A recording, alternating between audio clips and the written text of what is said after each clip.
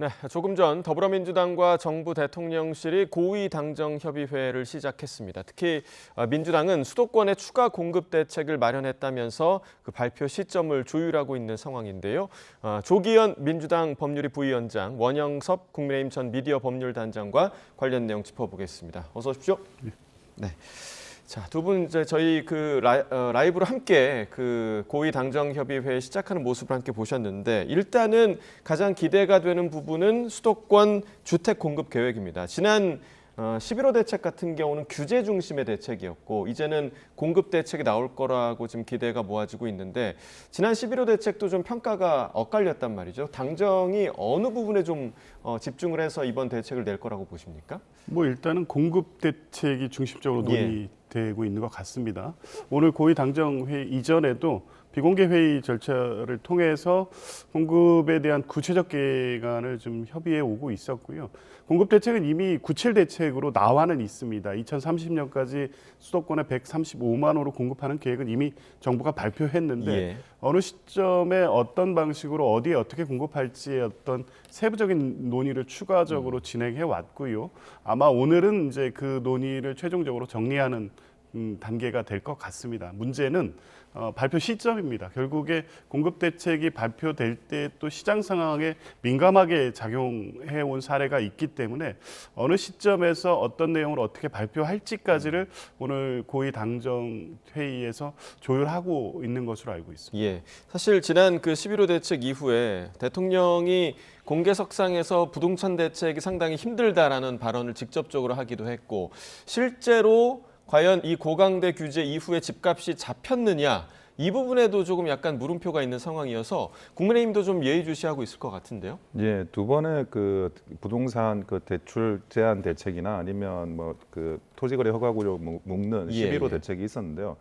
그것이 기본적으로 공급을 막아버리는 그런 대책으로 변경이 되면서 실제 서울의 아파트 값이 계속 오르고 있습니다. 특히나 경매시장 같은 경우에는 감정가의 160%까지 경매가 되는 그런 물건도 나타나고 있을 정도고요. 그러니까 지금 현재 97 대책에서 크게 벗어나지 않는다 그러면 그것이 특별히 이 부동산 값을 안정화시키는 데는 굉장히 어렵다고 봅니다. 97 대책이 가지고 있는 그 공급 대책의 문제점도 사실은 서울 수도권에 있는 도심의 재개발, 재건축을 활성화를 시켜야 되는데 그게 빠졌어요. 그게 빠지고 또 이제 어디 산이나 밭이나 이런 데 가가지고 아파트를 추가로 공급하는 그 정도를 하는 건데 그거 가지고는 절대 이 집값이 잡혀지지가 않습니다. 그러면 재건축 초과이익 환수제나 이런 것들 어떻게 할 거냐, 그리고 종부세나 이런 걸 어떻게 할 거냐, 이런 것들을 내야 되는데 97 대책에 대한 세부 디테일을 만드는 수준이라 그러면 이거는 전혀 부동산을 안정화시키는데 작동하지 않을 거라고 생각하고 있습니다. 자, 사실 어떤 정부가 들어서도 가장 어려운 대책 중에 하나가 이 부동산 대책이 아닌가 생각이 드는데 이번에 이제 당정이 어떤 결론을 내릴지 좀 관심을 갖고 지켜봐야겠고요. 또 이재명 대통령이 화두를 띄웠던 게 바로 대전 충남 행정통합 문제입니다. 사실 이 부분은 여야 가릴 것 없이 지금 동의하고 있는 부분으로 전해지고 있는데 이게 지금 내년 지방선거 이전에 통합이 가능할 것이냐 이 부분도 중요할 것 같아요. 좀 빠듯하긴 한데 충분히 가능할 것으로 봅니다. 왜냐하면 2024년 11월에 이미 현재 대전시와 충청남도가 통합 공동선언을 발표했고요. 그 이후에 올해 7월에 충남도의회 또 대전시의회가 의견 수렴 절차를 거쳐서 또 찬성하는 입장을 발표한 바가 있습니다. 그러니까 의견 수렴이라든가 통합을 위한 제반 요건에 대해서는 충분히 이제 성숙된 논의가 있었고 준비도 돼 왔고요. 그에 맞추어서 또 국민의힘 이 성일종 의원이 이 10월달에 통합특별법도 이미 발의된 상태입니다. 아마 근데 이제 민주당 입장에서 보면 이게 통합에 대한 논의는 원칙적으로 찬성을 하지만 이게 국토 균형 발전 전략 차원에서 가야 되기 때문에 대전 충남의 통합만 두고 이 마련된 특별법이 좀 보완할 필요성이 있다 이런 입장인 겁니다. 아마 그래서 당에서 특위를 만들었고요. 그런 부분을 보완한다고 하면 결국에 이제 인력과 조직 등을 어떻게 편제하고 배치할지, 중앙정부의 권한 이양은 어떻게 할지에 대해서 특별법에 충분히 담아낸다고 하면 지금 일정상 7월에 출범 이 통합자치단체를 출범시키고 그 이전에 선거를 하는 일정에는 큰 문제는 없다 이렇게 보고 있습니다. 예, 지금 뭐 말씀해 주신 대로 지난해 그러니까 지난 윤석열 정부 내에서 대전시장과 충남지사가 통합에 합의한 부분도 있었고 그래서 야권의 반발이 없을 거라고 예상을 했는데 국민의힘에서는 지금 대통령이 선거 개입하는 거다 이런 목소리도 좀 나오고 있어요. 실제로 대통령실에서 이 충남 지역에 강훈식 비서실장을 내보낼 것이다 뭐 이런 얘기도 좀 나오고 있고 이 부분 때문일까요? 예, 아니 그런데 뭐 국민의힘에 그런 입장이 있다는 건 알고 있는데 예. 그 행정 통합은 저는 시대 정신이 되어야 된다고 보고 있습니다. 예, 그게 예. 언제 하느냐의 뭐 순서의 문제는 있을 수 있어요. 현실적으로 빨리 할 수 있는 데가 있고 빨리 못 하는 데가 있는데 지금의 행정 시스템은 과거에 이제 교통이나 통신이 좀 기술적으로 떨어졌을 때 그리고 지방이 가지고 있는 어떤 그런 의미가 과거하고는 조금 현재와는 달랐을 때 세팅이 돼 있는 이 행정 체제거든요. 이거를 지금은 통합할 필요성이 굉장히 높고 뭐 그 지금 대전 충청도 요 부분뿐만이 아니라 사실 부울경이라든지 뭐 또는 이제 서울 경기도 요쪽이라든지 예. 여러 군데를 통합해 나가는 것이 반드시 필요하다고 생각을 하고 있습니다. 예. 그래서 국민의힘도 보다 적극적으로 이번 기회에 행정 통합이 이루어질 수 있도록 대전뿐만이 아니라 다른 데서도 이루어질 수 있도록 더 드라이브를 적극적으로 예. 걸어주는 것도 필요하리라 보입니다. 예, 모처럼 여야가 좀 한 목소리를 내는 사안인 만큼 조금 더 속도가 나기가 쉽지 않을까라는 예상을 해보고요. 자, 오늘 김건희 특검팀은요, 이준석 개혁신당 대표를 소환해서 조사를 하고 있습니다. 일단 이준석 대표 오늘 출석을 하면서 입장을 밝히기도 했는데요. 먼저 듣고 오겠습니다. 2022년에 윤석열 대통령이 저를 어떻게 대했는지 대부분의 국민들이 다 알고 있습니다. 그런데 그 상황에서 저랑 윤석열 대통령을 공범으로 엮으려고 한다? 그거는 굉장히 무리한 시도다 이렇게 생각합니다. 저는 일관되게 제가 의심스러운 공천 정황이 있었다는 말을 해왔고 그것은 제가 겪은 일이기 때문에 특검에 지금까지도 자료 제출이라는 것들을 성실히 해왔고 당대표가 공천 개입을 한다는 것은 그 자체로 언어 모순입니다. 그렇기 때문에 뭐 그거는 저는 그런 일이 전혀 없고 다른 사람에 대해서는 뭐 특검이 알고 싶은 게 뭐가 있으면 제가 얘기해 주겠습니다. 자, 일단 과거에 이준석 당대표 체제에서 대통령에 당선된 윤석열 전 대통령이 당시에 당대표였던 이준석 대표를 사실상 내쳤다라는 부분은 모두가 아는 사실일 것 같고요. 그렇기 때문에 지금 이준석 대표가 저런 이야기를 하는 것 같습니다. 왜 나를 윤 전 대통령과 엮으려고 하느냐. 이 부분 좀 어떻게 들으셨습니까? 결국에 2022년 재보궐하고 지방선거 그리고 10월 달에 있었던 강서구청장 보궐선거의 이 공천 과정에 대해서는 이준석 그 대표 스스로가 관련 내용을 폭로해 왔습니다. 그리고 여러 차례 구체적 사실관계를 밝힌 바가 있고요. 김건희 씨와 그해 2022년 4월에 이런 공천 과정에서의 잡음들 때문에 직접 서초동을 찾아가서 만난 녹취록도 이미 공개돼 있습니다. 그러니까 그 당시에 이준석 대표는 윤석열 당선인 시점 그리고 이 취임 이후에는 대통령 시점에서 공천과 관련된 압박을 계속 받고 있었다는 얘기를 스스로 해온 겁니다. 그래서 관련된 자료도 특검에 제출한 바가 있고요. 당연히 그러면 이게 공천 과정에서 당대표로서 당원 당규가 정한 절차에 의해서 적법한 공천권을 행사한 것인지 아니면 윤석열 대통령에 의해서 소위 위력에 의한 공천 업무 방해가 있었는지에 대한 핵심 당사자이기 때문에 가서 밝히면 될 일입니다. 특검의 수사 과정에서 인지한 바는 그 과정에서 윤석열 전 대통령이 요구한 사항이 최종적으로 관철된 사례들이 많았기 때문에 그게 통상적인 당원 당규에 따른 공천 절차와 다르게 진행됐다면 그걸 인지하고 알고 있었던 이준석 대표 역시 법적 책임이 있을 수 있다고 보는 건 당연한 겁니다.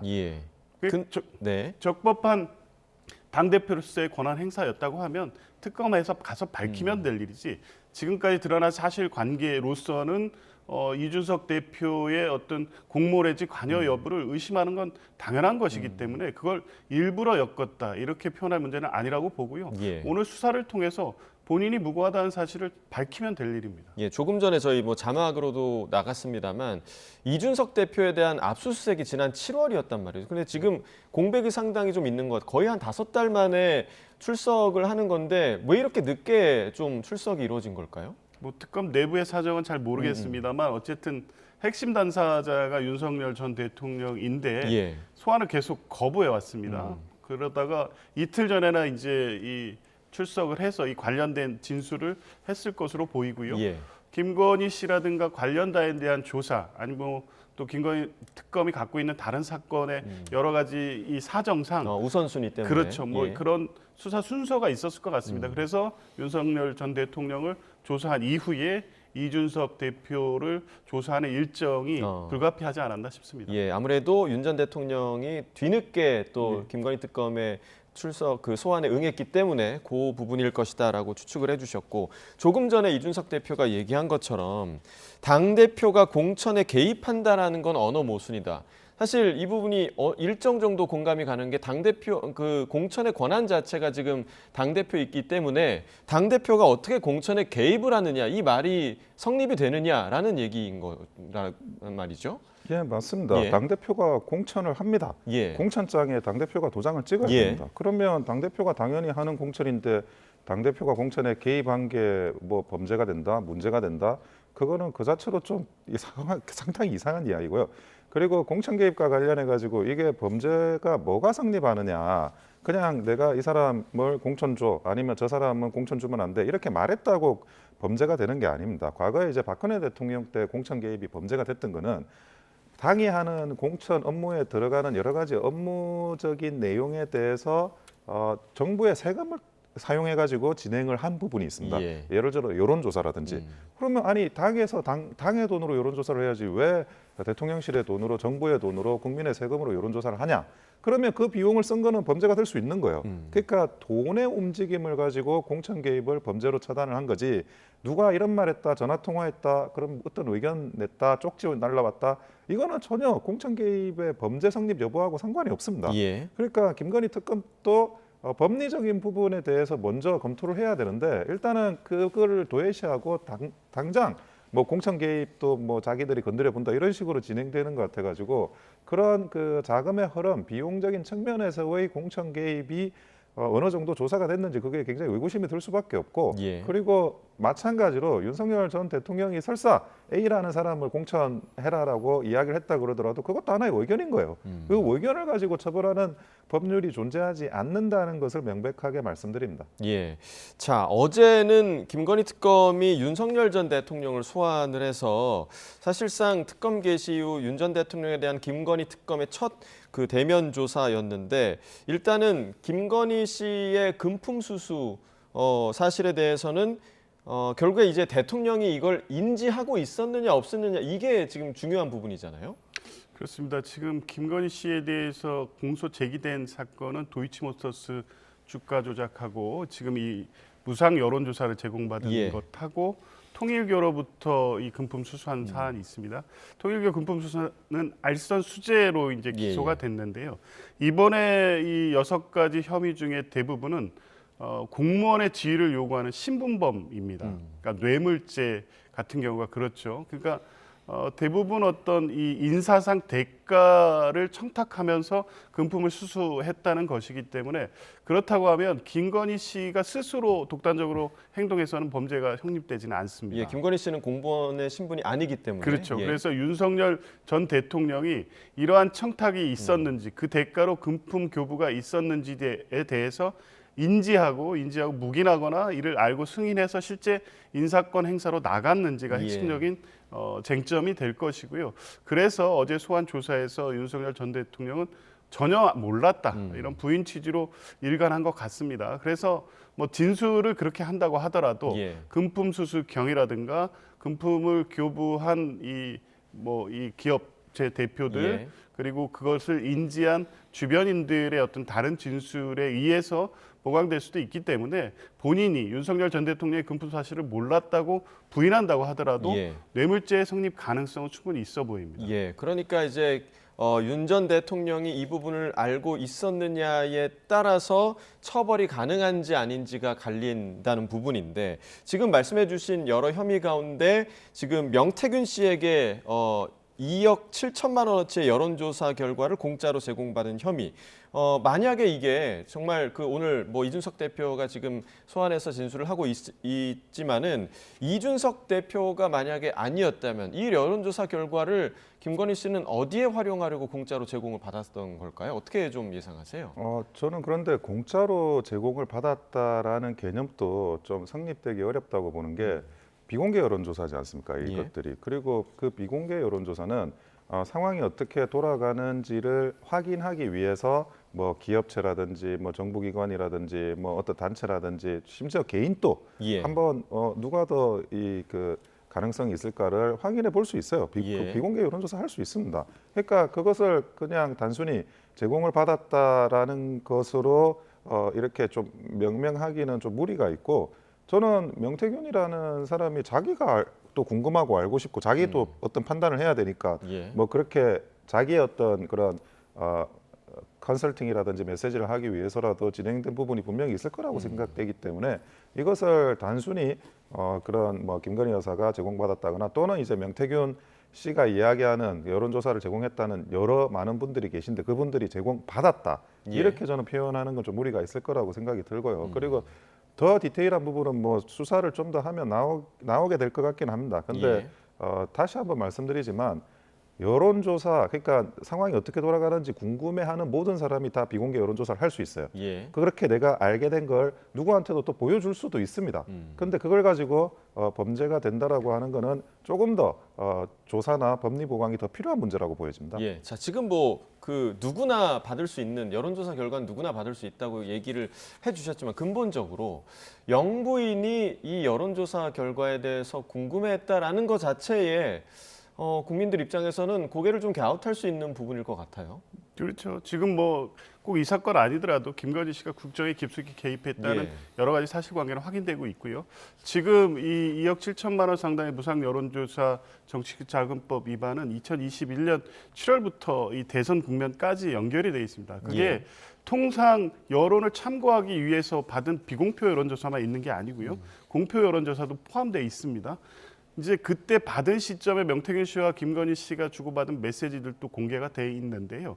실제 여론에 영향을 미칠 목적으로 여론조사 문항을 뭐 사전에 관여했다든가 사전에 받아보고 조정이 있었다든가 이런 내용까지 확인이 되고 있었습니다. 그러니까 보도상 보면 이제 그런 내용이 있었다고 하면 실제 윤석열 전 대통령은 검찰청장 측을 사퇴하고 국민의힘의 입당 여부에 대한 판단 때부터 그리고 그 이후에 이재명 후보와의 어떤 경쟁력 조사 이런 부분에 있어서 여론조사를 참고하는 것이 아니라 명태균 씨를 통해서 왜곡하는 내용들을 받아서 활용한 게 아닌가. 이게 이제 핵심적인 문제이고 그렇게 여론조사를 수십 차례 받았고 그 대가를 지급하지 않았습니다. 그래서 강혜경 씨, 그러니까 명태균 씨 밑에서 일했던 강혜경 씨 진술에 의하면 2022년 3월 즈음에 관련된 비용을 받으러 서울에 갔다 썼다고 진술하고 있고 그 대가 관계가 김영선 의원에 대한 공천으로 연결이 됩니다.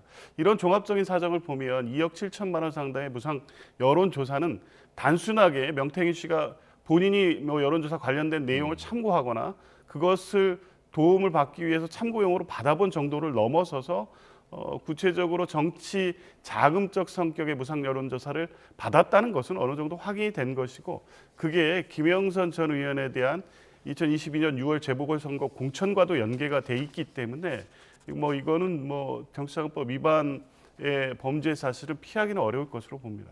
알겠습니다. 자, 이제 일주일 뒤면 김건희 특검의 수사가 마무리되는데 어떤 또 새로운 사실이 밝혀질 수 있을지 지켜봐야겠고요.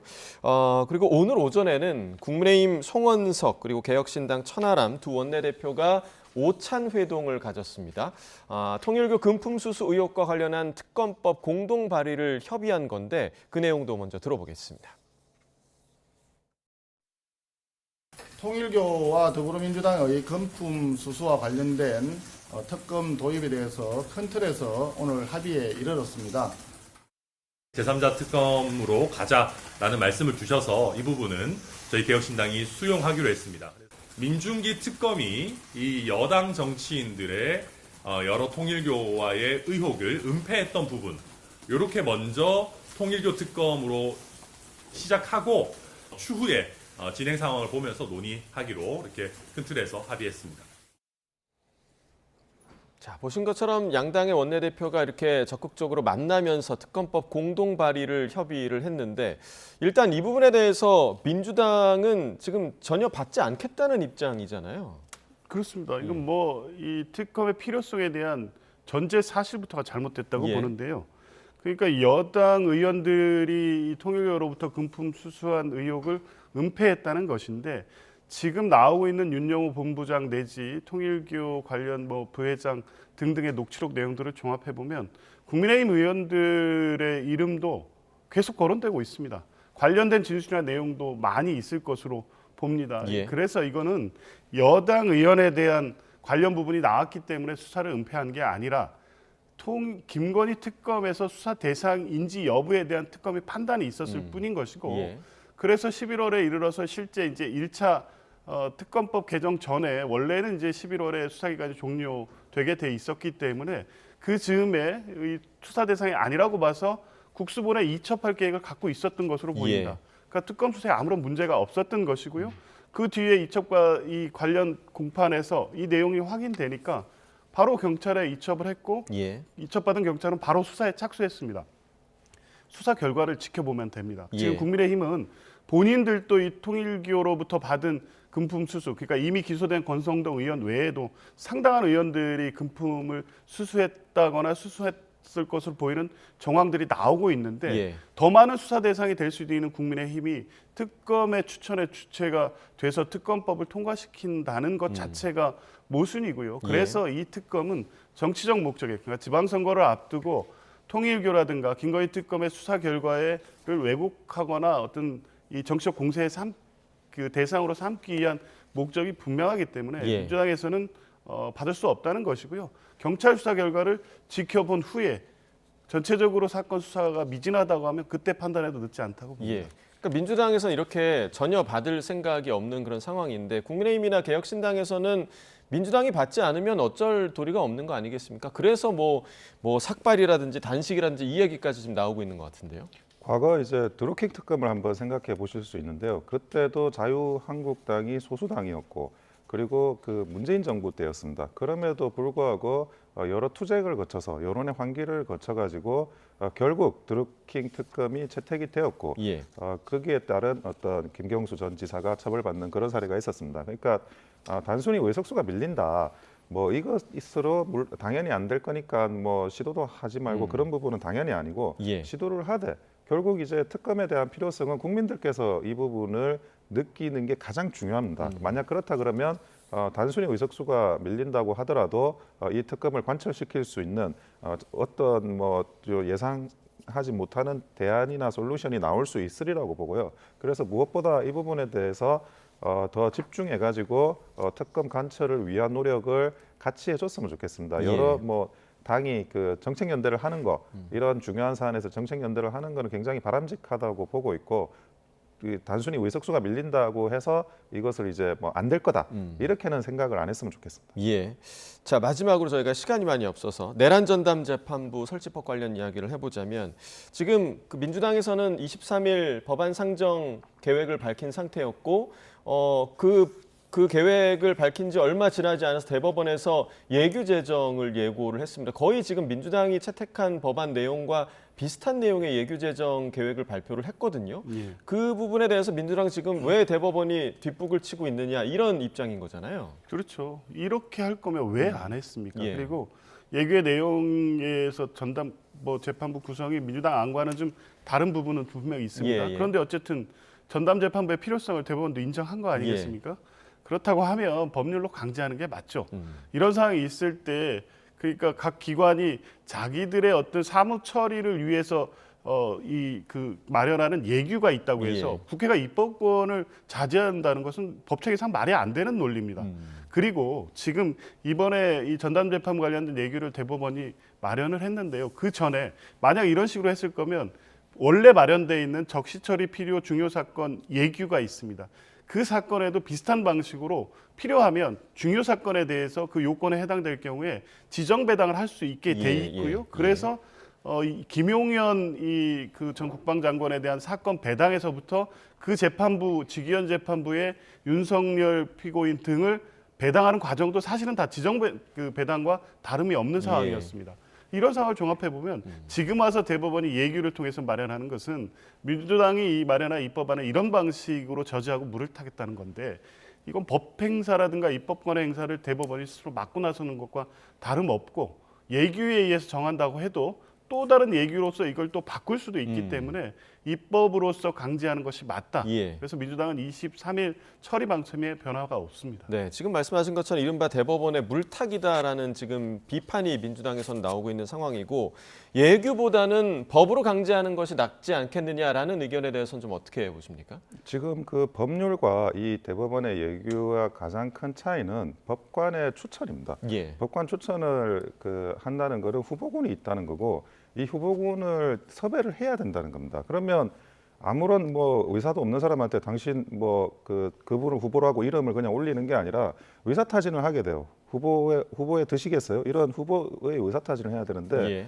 어떤 재판이든 그 재판에 대해서 재판을 하고 싶어 하는 그 마음 자체가 불공정한 재판을 만들어내는 겁니다. 그래서 사건의 배당이라는 거는 이미 있는 판사들의 그런 그 풀 안에서 약간 그 무작위성 또는 예. 이제 그 수동성 이렇게 법관이 가만히 있는데 사건이 다가오게 하는 이런 방식으로 하는 게 근대사법제도 기본 원칙이지 이 판관이 내가 이 사건 좀 해보고 싶어 이 사건 판결해보고 싶어 요거 자체가 이미 그 재판이 아니에요. 근데 지금 법률에는 그런 법관 추천과 관련한 불공정한 재판을 만들어낼 수 있는 그 요소가 있고 예규는 그거를 빼버린 겁니다. 예. 그래서 예규와 법률이 분명히 다르고 그 부분에 대해서 예규를 주장하는 대법원의 판단은 타당하다고 봅니다. 예, 알겠습니다. 오늘 여기까지 두 분 얘기 듣도록 하겠습니다. 조기현 민주당 법률위 부위원장, 원영섭 국민의힘 전 미디어 법률단장과 이야기 나눠봤습니다. 고맙습니다.